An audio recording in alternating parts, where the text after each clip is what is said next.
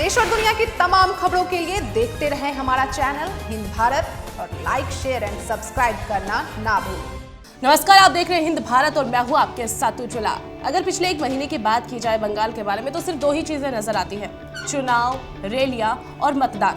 लेकिन इसी बीच अब जब बंगाल का नाम लिया जा रहा है तो सिर्फ नजर आ रहा है कोरोना वायरस। जी हाँ, दरअसल बंगाल के हालात अब इतने खराब हो चुके हैं कि हर दूसरा व्यक्ति वहां पर कोरोना संक्रमित पाया जा रहा है। एक महीने पहले जब वहां पर रैलियां हो रही थी तो कोरोना वायरस का जिक्र हो रहा था, लेकिन अब इसी बीच जो हालात वहां के हैं उसके सोचकर भी आप हैरान रह जाएंगे, क्योंकि इस वक्त जो है पश्चिम बंगाल कोरोना वायरस से हाफ रहा है। देखिए खास रिपोर्ट। पश्चिम बंगाल में जिस तेजी से कोरोना का संक्रमण बढ़ रहा है वो बेहद चिंताजनक है। खासकर राजधानी कोलकाता और उसके आसपास के इलाकों में तो हालत बेहद गंभीर है। आंकड़े खुद अपनी कहानी कहते हैं। रविवार देर रात तक 24 घंटों के दौरान 16,000 नए मामले सामने आए और 57 लोगों की मौत हो गई। इनमें से अकेले कोलकाता में ही 4,000 मामले सामने आए थे। 2 सप्ताह पहले जहां राज्य में दैनिक संक्रमण 8,398 और मौतों की संख्या औसतन 10 थी, वहीं 2 सप्ताह में ये कई गुना बढ़ गई है और रोजाना अगर 100 लोगों की जांच होती है तो एक व्यक्ति पॉजिटिव निकलता है।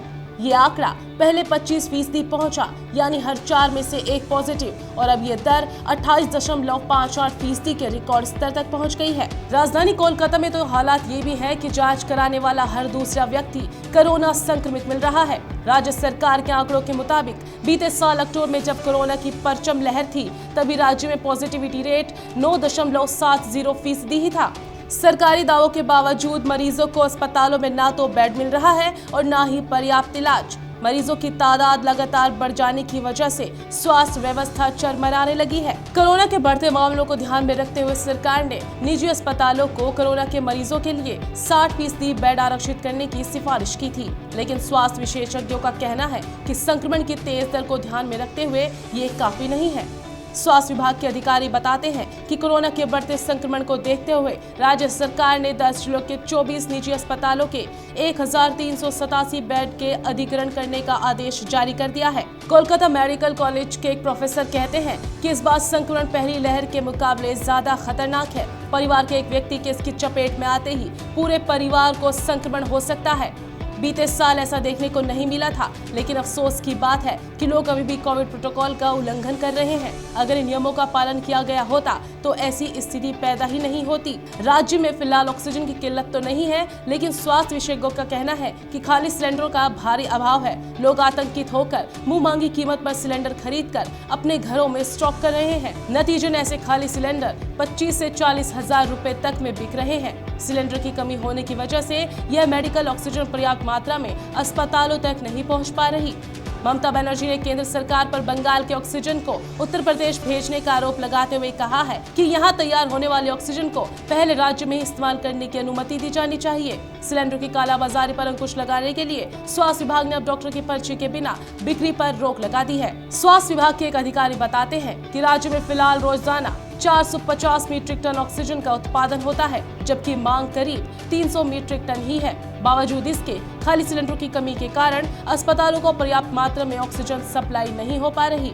इस मुद्दे पर तृणमूल कांग्रेस और बीजेपी आरोप प्रत्यारोप में उलझी हुई है। संक्रमितों की बढ़ती तादाद से एक समस्या और भी पैदा हुई है कि अब रोजाना इतने लोग कोरोना की जांच कराने के लिए सामने आ रहे हैं कि उनकी रिपोर्ट के लिए एक सप्ताह का इंतजार करना पड़ रहा है। तो यानी कि ये गंभीर परिणाम आ रहे हैं बंगाल से। लेकिन इसी बीच दोनों पार्टियों के बीच अब एक दूसरे को लेकर रस्साकशी भी स्टार्ट हो चुकी है। देखिए रिपोर्ट। पहले चुनाव को लंबा खींचने और इसकी वजह से संक्रमण बढ़ने के मुद्दे पर टीएमसी और बीजेपी में तकरार होती रही है। ममता ने तेजी से बढ़ते संक्रमण के लिए 8 चरणों में चुनाव को जिम्मेदार ठहराते हुए इसके लिए बीजेपी और चुनाव आयोग पर निशाना साधा है।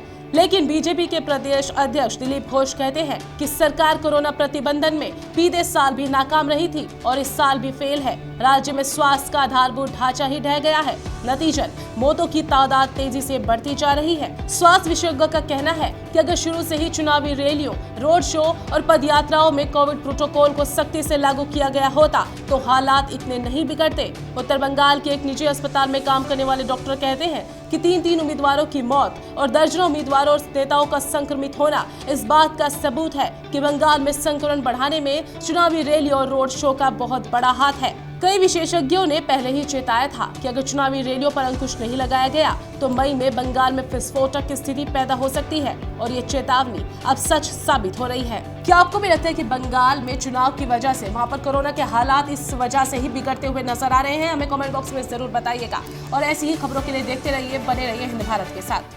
देश और दुनिया की तमाम खबरों के लिए देखते रहें हमारा चैनल हिंद भारत और लाइक, शेयर एंड सब्सक्राइब करना ना भूलें।